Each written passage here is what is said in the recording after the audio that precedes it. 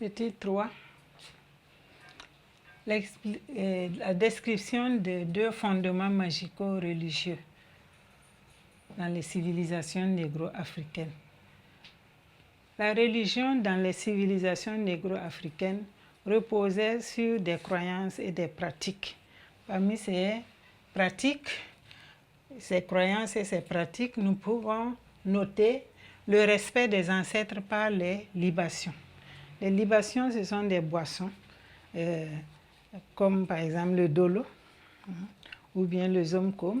Lorsque les personnes âgées se retrouvaient et qu'il leur était offert donc, ces libations, et une partie qui est versée au sol en signe de respect aux ancêtres.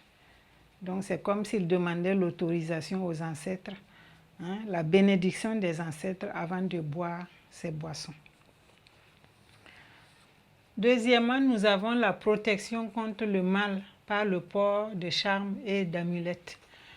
Dans les sociétés traditionnelles africaines, les gens, que ce soit des hommes ou des femmes, portaient des charmes, c'est-à-dire des bagues, ou bien des colliers, des ceintures au niveau de la taille, ou encore des amulettes, qui possèdent certaines vertus mystiques de protection contre le mal, le mauvais sort. Voilà. Généralement, ces amulettes, ces charmes-là sont offerts par le magicien du village ou de la localité. Petit 4. Et montrer l'importance du mariage dans les sociétés traditionnelles africaines. Dans les civilisations négro-africaines, l'importance, le mariage avait plusieurs intérêts. Premièrement, le mariage crée des liens entre deux familles, entre deux clans, entre deux villages, d'où sont issus les deux conjoints. Ça crée la relation à plaisanterie entre ces familles, ces clans, ces villages. Et de ce fait, ça participe à la cohésion sociale, à la paix, puisque lorsqu'il y a la plaisanterie, on peut résoudre facilement un différend qui pouvait déboucher en un conflit entre deux villages.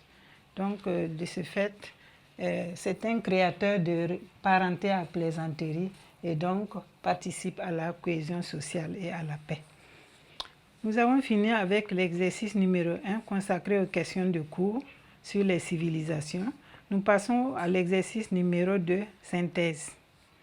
Le sujet est le suivant. La colonisation a opéré de profondes mutations dans les civilisations négro-africaines.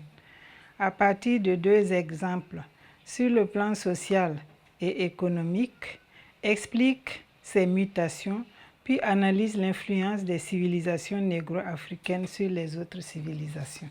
Nous avons deux parties donc dans cette synthèse. La première partie, c'est l'explication de deux mutations, des mutations sur le plan d'abord sur le plan d'abord social et puis ensuite sur le plan économique. Sur le plan social, bon, toutes ces mutations partent de l'exemple de la colonisation. Nous savons que la colonisation a introduit l'école, ça a introduit la monnaie. Avant, l'économie était, les échanges se faisaient par le système de troc, mais avec la colonisation, il y a eu la monétarisation de l'économie. L'introduction de la monnaie a entraîné des conséquences négatives, comme l'éclatement de la grande famille, le déclin de l'esprit communautaire, parce que l'argent va prendre le dessus et maintenant l'esprit communautaire disparaît avec les gains financiers. Donc la famille devient nucléaire, il y a eu les pertes de valeurs sociales comme la solidarité. La famille élargie n'a plus de sens, c'est maintenant des familles nucléaires, l'esprit d'individualisme qui prévaut. Il n'y a plus d'intégrité. Sur le plan économique, toujours la colonisation qui a introduit les progrès scientifiques et techniques sur le continent. Cela a eu des aspects positifs comme la modernisation de l'économie avec une production agricole qui auparavant était une production avec des méthodes et des moyens archaïques. Donc c'était une agriculture vivrière. Maintenant, avec les progrès scientifiques et techniques, l'agriculture devient donc une agriculture moderne avec une production élevée, excédentaire. Donc cela permet de non seulement assurer l'autosuffisance alimentaire, mais de dégager un surplus commercialisable. L'agriculture devient commerciale. C'est dans l'introduction des progrès scientifiques et techniques va entraîner le développement des cultures de rente. Le développement des cultures de rente qui va faire introduite par le colon, va faire de l'Afrique les pays africains des pays producteurs de matières premières agricoles pour les industries européennes. Ça, ce n'est pas un aspect positif dans la mesure où, au lieu de transformer sur place, ces pays-là exportent leur production agricole, des productions de rente, café, cacao, coton. Voilà. Si c'était transformé sur place, ça allait vraiment non seulement créer des emplois, mais donner une plus-value. Mais ce n'est pas le cas. Donc il y a eu une mutation à ce niveau avec des avantages, mais surtout un inconvénient majeur. Dans la partie 2, nous allons analyser l'influence des civilisations négro-africaines sur les autres civilisations. C'est vrai qu'au contact d'autres civilisations comme la civilisation occidentale, les civilisations négro-africaines ont eu des mutations, c'est-à-dire des transformations profondes, mais les civilisations négro-africaines ont apporté à d'autres civilisations. Et ces apports-là peuvent se mesurer sur le plan culturel et sur le plan scientifique et technique. Au niveau de l'influence culturelle. Au niveau de l'influence culturelle, nous pouvons noter des musiques. Au niveau de la musique, l'Afrique a des musiciens de renommée. Des musiciens de renommée. Il y a la danse.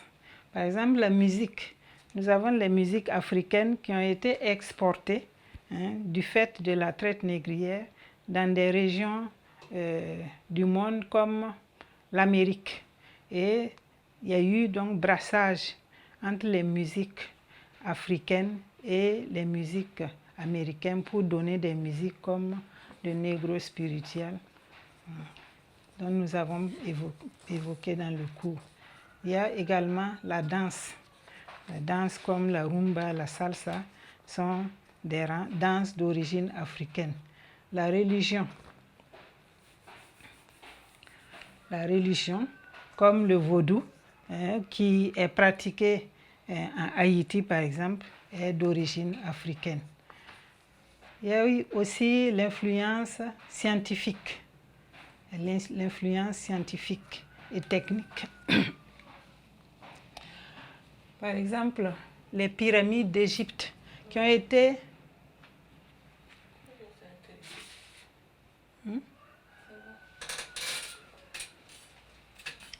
nous pouvons montrer ces apports sur le plan scientifique et technique. Les pyramides d'Égypte construites pendant l'Antiquité ont renfermé des savoirs et des savants européens. Des Européens sont venus acquérir leur savoir dans ces pyramides. Des savoirs en médecine, des savoirs en mathématiques, des savoirs en histoire, etc. On peut citer des noms, il y a Pythagore, il y a Euclide, il y a Hérodote, etc. Donc l'Afrique a influencé, apporté son savoir scientifique à des civilisations étrangères. Il y a aussi la découverte des métaux qui date depuis le néolithique. Et cette découverte des métaux a été diffusée en Afrique, mais aussi à travers le monde, surtout la métallurgie du fer. L'Afrique connaissait les soins par les plantes. Et on sait qu'aujourd'hui, c'est avec les plantes qu'on fabrique des médicaments modernes. L'Afrique avait des techniques, il y avait des techniques comme la technique de peinture, de sculpture, des peintures et des sculptures datant de la période de la préhistoire ont été découvertes dans plusieurs régions de l'Afrique. En Afrique, dans le Sahara, en Afrique orientale, etc. Il y avait également le tissage.